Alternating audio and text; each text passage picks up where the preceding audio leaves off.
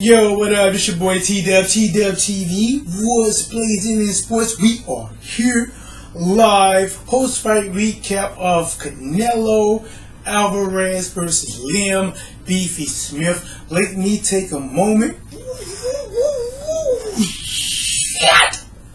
Wow! Wow! If you do not know why I'm saying wow! Wow! You would know in a little bit. Alright, so if you have not seen my prediction to this video, please go check it out. For the most part, I call this from pretty much right down the middle. I'm not saying I get every prediction right. I do not get every prediction wrong. But every now and then I do get something I consider like, wow, I call that. In this fight, let's just go right into it. Let's go right into round one. Looks like Canelo comes out using his jab very effectively, upstairs, downstairs. You also see Liam Smith using his jab as well. It may be in round one or round two. I saw Liam doing something that, I didn't think he should do, or signs of a fighter that normally comes forward and put pressure on people. When you're a pressure fighter like Liam that has a pretty high guard, you want to walk your fighters down, but he wasn't doing it early on. I did think he was going to apply a little bit more pressure to Canelo early on. I would imagine by him going backwards, that means Canelo was having some success, or he felt the power. Canelo was definitely, you saw early on, he saw something with the uppercut. He threw a lot of uppercuts. I would say on Liam Smith's behalf, early on in most of that fight, he was actually doing a pretty good job of shielding or shedding a lot of those blows with that high guard. Canelo would throw some punches, and a lot of those wasn't clean because his hands are so tight. You try to go to the body, he bends down. You up top, he catching a lot on right here, which led to Canelo not having to just throw one uppercut. Sometimes he was throwing 2 and 3 and trying to work off of it.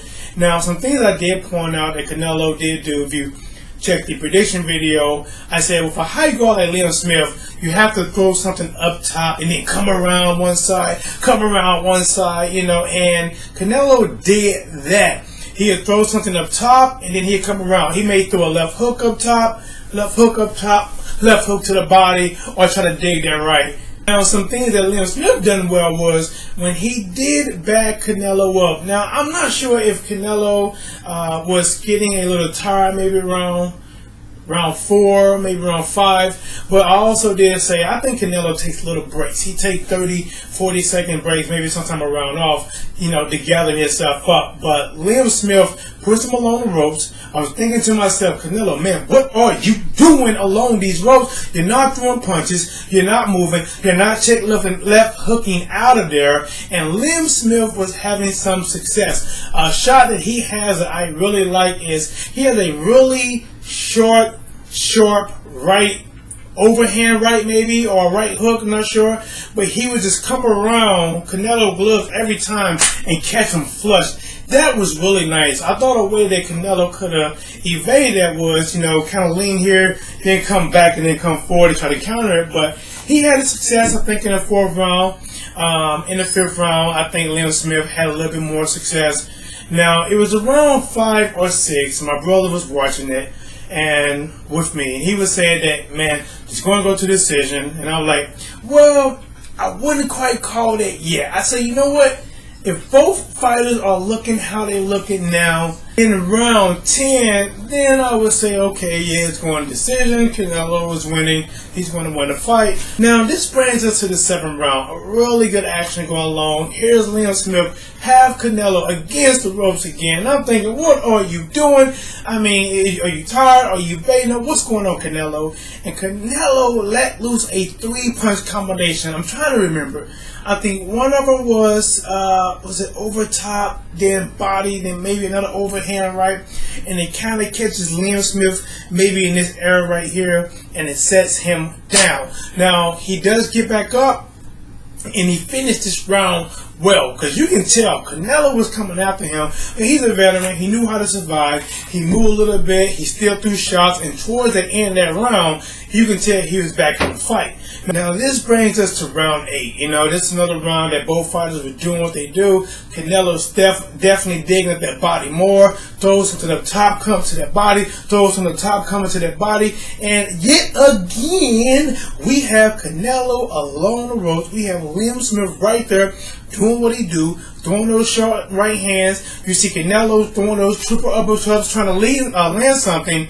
And all of a sudden, he catches Liam Smith in a combination. So basically, when you have a high guard like this, one of the best ways to catch a person with a guard like this is in the middle of an exchange, because no matter what you do, if you throw a punch from right here, you're going to be open. You're going to be open. And just as that happened, Liam Smith was trying to throw a left hook, and Canelo kind of leaned and threw his arm right in the middle of the solar flex, and that set Liam Smith down. Now, for a lot of you guys that, you know, if you do box, you know what I'm talking about, but if you haven't boxed, listen, like, when you get hit with in the face, okay, you don't really feel the pain. You can feel the pressure. You can know someone hits hard, and you can actually get, you know, your head rattled, where you're seeing maybe even 2 or 3 of them if you've been hit that hard, and you can get knocked out. But when you get hit to the body, that is a different level of pain. That is truly pain, because it was a delayed reaction. I believe he stepped back and then he went down, and you feel that not just for that 10-second or 8-second count. You feel that throughout that round, and he actually ended up surviving. Okay, now let's come to the 9th round. Yet again, both guys doing their thing, but let's skip fast forward to maybe 20 or 30 seconds, maybe before the round ended. Canelo threw a shot. It may have been a hook up top, and then he threw a hook around to the body. He dug him so good to the body. It was so flush. My immediate reaction was, damn, you know, it was a big shot. And Liam Smith must have thought the same thing, because he went down. You can see on his face when they did the review, and it was showing, you can see him in pain. He's not about to make the count. If he did make it, Canelo would have really went after that body, because that's not something that goes away. And you have Canelo taking Liam Smith 154-pound belt, and now he's a champion. Now I'm just going to touch a little bit. That's that fight. Alright? I shot this video without even watching the post-fight interview. I am going to check it out, but that's that fight.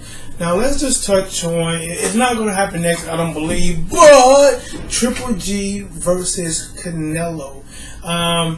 Triple G has a pretty good chin. We see that. I think Canelo has a decent chin as well. Triple G's maybe a little bit better, but I wonder, has people actually went to Triple G body? Sometimes when people have a really good chin, you have to go to their body.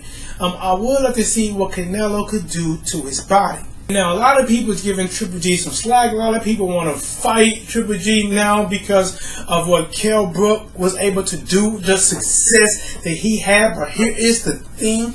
Everybody don't fight like Kell Brook. Everybody can't count like Kell Brook. Everybody can't think like Kell Brook. You can only think like yourself. So if you're a straight ahead fighter, nothing really special, you come at somebody, you're not going to be effective. You got to be a really good boxer that can think, hand speed, and really good power to keep Triple G off of you. And I will add in there to work the body to slow Triple G down in later rounds. Who will win between Canelo and Triple G right now? I don't know. I have some thoughts, but you know what?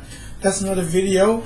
I might shoot another one more. This is straight off of my head, but it's your boy T-Dub TV. We are out.